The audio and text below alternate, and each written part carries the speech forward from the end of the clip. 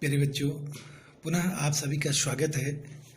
इससे पहले एक वीडियो आज ही हम अपलोड कर चुके हैं अपने YouTube चैनल पे, क्वालिटेटिव एनालिसिस पे, गुणात्मक विश्लेषण। और उससे पहले भी इसी उद्देश्य को लेके दिए गए लवणों के लिए अम्लीय तथा क्षारकीय मूलकों का अध्ययन, यानी तब हमारा जो सॉल्ट था वो दूसरा निकला होगा। आज भी उसी प्रकार का उद्देश्य लेते हुए आप देख सकते हैं, उद्देश्य में हमारा है दिए गए लवणों के लिए, ये देखिए आप, उद्देश्य है दिए गए लवणों के लिए अम्लीय तथा क्षारीय मूलकों का गुणात्मक विश्लेषण करना। आज जो वीडियो हमने अपलोड किया है उसमें ये बताया है कि जब कोई एक लवण होगा तो उसका अम्लीय भाग कौन सा होगा, उसका क्षारीय भाग कौन सा होगा, कैसे हम ये आइडेंटिफाई करते हैं या कैसे हम ये जानते हैं कि कौन इसमें से अम्लीय रेडिकल है और कौन क्षारकीय रेडिकल है, बेसिक रेडिकल है ना। तो उसको आप जरूर देखिए, उससे आपके सारे कॉन्सेप्ट क्लियर भी हो जाएंगे। तो अब सपोज आज हम एक नई एक्सरसाइज करना चाह रहे हैं, तो कैसे करेंगे? सबसे पहले उद्देश्य दिए गए लवणों के लिए अम्लीय तथा क्षारकीय मूलकों का गुणात्मक विश्लेषण करना। उसके बाद आप आए क्रम संख्या, जैसे कि आपने लिखा है, आप देख सकते हैं। सबसे पहले प्रयोग में आपने भौतिक परीक्षण करा और भौतिक परीक्षण में दिए गए लवण का रंग नोट किया, और जो लवण मिला हमने देखा कि उसका रंग कैसा है, व्हाइट है, सफेद है। अगर सफेद रंग था तो हम क्या क्या क्लियर हो जाएंगे कि इसमें ये जो लवण हमारा है ये Cu+2 नहीं है, Mn+2 नहीं है, CO+2 नहीं है, Ni+2 नहीं है, यानी अनुपस्थित है। ये चीजें इसमें नहीं है इस दिए गए सॉल्ट में। आगे बढ़े, अब आपने क्या किया, दिए गए लवण की गंध नोट की, दिए गए लवण की गंध नोट किया। कैसी गंध? सिरके जैसी गंध आ रही है। अब आपको थोड़ा थोड़ा आभास हो रहा होगा, सिरके जैसी गंध एसिटिक एसिड की आती है ना, ये दिमाग में आप रखिएगा। और अगर ऐसा है तो ये CH3COO- उपस्थित हो सकता है। कौन? बेसिक रेडिकल इसका माइनस वाला है। ठीक है, आगे बढ़े, उसमें परीक्षण करा। एक सूक्ष्म परीक्षणनली में लवण की चुटकी भर मात्रा को लिया, थोड़ा सा लिया। मुक्त गैस अगर गर्म कर रहे हैं तो सिरके की विशिष्ट गंध आ रही है, तो फिर आपको संदेह हुआ कि CH3COO- हो सकता है। आगे बढ़े, अवशिष्ट का रंग, अब देखिएगा, गर्म करने पर क्या हो गया, जो भी आपको मिला है लवण, गर्म करने पर भूरा पीला ठंडा हो गया, है ना। गर्म करने पर भूरा हुआ और पीला कब हो गया? ठंडा होने पर। तो संभावना है कि Pb+2 उसका क्षारीय रेडिकल हो सकता है। अब आप आगे बढ़े, परीक्षण किया आपने तनु किसके साथ? H2SO4 के साथ। और आपको पहले ही आज के वीडियो में हमने बताया है कि तनु H2SO4 फर्स्ट ग्रुप का ग्रुप रिएजेंट है और सेकंड ग्रुप का भी है। लवण की अल्प मात्रा लिखी है, लवण की अल्प मात्रा में तनु H2SO4 से अभिक्रिया करने पर क्या किया और गर्म किया तो क्या हो गया? CH3COO- ये CH3CO- तनु H2SO4 से अभिक्रिया नहीं करता, यानी ये नहीं करा, ठीक है, कोई अभिक्रिया नहीं करी, तो इतनी सारी चीजें अनुपस्थित होगी। कार्बोनेट नहीं है, CH3 नहीं है, सल्फाइड नहीं है, S-2, SO3-2, सल्फाइड भी नहीं है, ये सब अनुपस्थित होंगे। आगे बढ़े, देखिएगा, जैसे ही आप आगे बढ़े, अब आपने क्या किया, KMnO4 का परीक्षण किया। लवण की अल्प मात्रा में तनु H2SO4 मिलाया, 1 बूंद KMnO4 मिलाई। लवण की अल्प मात्रा में तनु H2SO4 मिलाया, उसके बाद क्या मिलाया? 1 बूंद KMnO4 की भी मिला दी। KMnO4 का रंग विलुप्त नहीं होता है, यानी जैसा था वैसा ही। तो फाइनल हम क्या सोचेंगे, अगर ऐसा हो रहा है तो ये नहीं है, Cl- नहीं है, Br- नहीं है, I- नहीं है, C2O4 नहीं है, ये सब अनुपस्थित है। ठीक है, फिर आपने क्या किया, सांद्र H2SO4 परीक्षण। लवण की अल्प मात्रा को सांद्र H2SO4 अम्ल को, लवण की अल्प मात्रा को सांद्र H2SO4 अम्ल के साथ गर्म किया, के साथ नॉट को, है ना। तो ऐसा हुआ तो रंगहीन एसिटिक अम्ल की वाष्प निकलती है, तो अगर ऐसा हुआ तो एसीटेट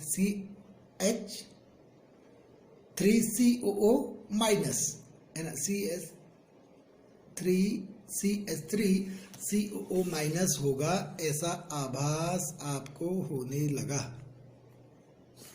ठीक, आगे बढ़े।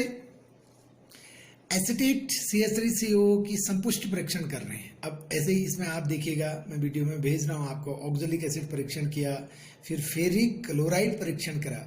और ऑक्जेलिक एसिड परीक्षण में वाश ग्लास पर लवण की अल्प मात्रा लेते हैं और इसे ठोस ऑक्जेलिक अम्ल के साथ मिलाते हैं, जल की कुछ बूंदों के साथ पेस्ट तैयार करते हैं तथा पेस्ट को रगड़कर गंध लेते हैं। अगर ऐसा हुआ तो फिर वही हो रहा है, सिरके के समान गंध आ रही है, तो CH3CO माइनस यानी एसीटेट, है ना, क्या है, निश्चित हो गया, CH3CO माइनस। अब आगे बढ़े, फेरिक क्लोराइड परीक्षण। अब आपका माइनस, जैसा मैंने पहले वीडियो में बनाया था, CH3CO माइनस एसीटेट, यानी ये क्या है, इसका क्षार की मूलक है। अब अम्लीय मूलक कौन होगा वो आपने आइडेंटिफाई करना है। उसके लिए अब आप क्या परीक्षण करोगे ये आपने देखना है कि उसके लिए प्यारे बच्चों ध्यान से आप इनको करें, बहुत इम्पोर्टेंट प्रैक्टिकल हैं ये सब। अब आप अगर ऐसा है तो आपने क्या करना है ये मैं आपको बताऊं। सबसे पहले जल, जब आपने वो ये करा है, इससे पहले आपने क्या किया, फेरिक क्लोराइड परीक्षण। जल निष्कर्ष में यानी उसका किसका, जो आपका सॉल्ट है उसका जल निष्कर्ष आपने बनाया, यानी पानी में आपने जब घोला था उसके बाद आप उसका जो एक प्रकार से निष्कर्ष बनाया छान के, ठीक है ना। तो अब क्या हुआ, लाल रंग का छनित प्राप्त हुआ। ठीक है, ये भी ठीक हो गया। पहले भाग में जल निष्कर्ष में फेरिक क्लोराइड विलयन मिलाया, छाना, छनित को 2 भागों में बांटा, लाल रंग का छनित प्राप्त हुआ। अब पहले भाग में क्या किया आपने, तन HCl मिलाया तो लाल रंग विलुप्त हो गया। जो सॉल्ट का आपने फिल्टर पेपर से छान के निष्कर्ष बनाया था उसके एक भाग में आपने तन HCl मिलाया तो लाल रंग विलुप्त हो गया है। तो ये क्या क्लियर कर रहा है, CH3CO माइनस निश्चित है। फिर से वही CH3CO माइनस निश्चित, ये आप, है ना, दूसरे भाग में मैं जल मिलाकर उबाला तो क्या हो गया, लाल भुरा अवक्षेप आया। फिर आपका स्टेट जो मॉल रेडिकल है वो निश्चित हो गया। शून्य समूह परीक्षण किया, ये भी आपको ये सब हो जाएगा। लेकिन अब शून्य समूह परीक्षण आपका, इसमें जो बेसिक रेडिकल है उसको आइडेंटिफाई करने के लिए, क्योंकि ये तो एसिटिक है ना। तो अब लवण की अल्प मात्रा में शांत NaOH मिलाया, गर्म किया तो अमोनिया गैस मुक्त हो रही है। अमोनिया गैस मुक्त नहीं होती है। लवण की अल्प मात्रा ली, शांत NaOH विलयन के साथ गर्म किया तो अमोनिया गैस नहीं मुक्त हुई। इसका मतलब शून्य समूह अनुपस्थित है। प्रथम ग्रुप में पिछले प्रैक्टिकल में आपने देखा था अमोनिया गैस निकल रही थी, NH4+ जब रेडिकल निकला था आपका कौन सा, CRI। ठीक है, आगे बढ़े। प्रथम समूह परीक्षण में आपने क्या किया, मूल विलयन के एक भाग में 1 से 2 ml तन HCl मिलाया, सफेद व्हाइट ऑक्साइड प्राप्त हुआ। प्रथम वर्ग यानी Pb+2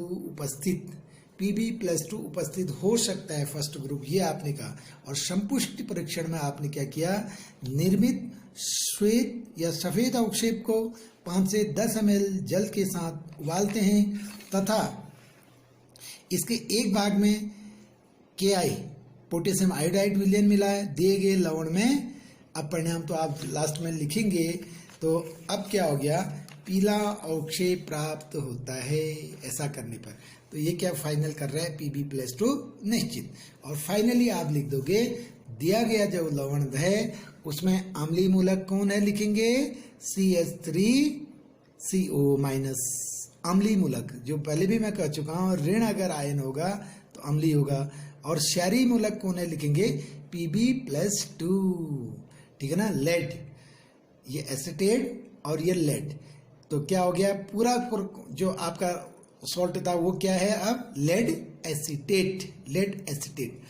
तो इस प्रकार से इसको आप करें, बहुत अच्छा सा प्रैक्टिकल है। तो 11th और 12th क्लास के बच्चों के लिए विशेष रूप से, और कहीं भी आप किसी भी बोर्ड के बच्चे हों तो आप हिंदी मीडियम का ही हमने तैयार किया है, आप इसको उपयोग में करें। अपने जो भी आपके मार्गदर्शक शिक्षक हैं उनकी आप हेल्प ले सकते हैं।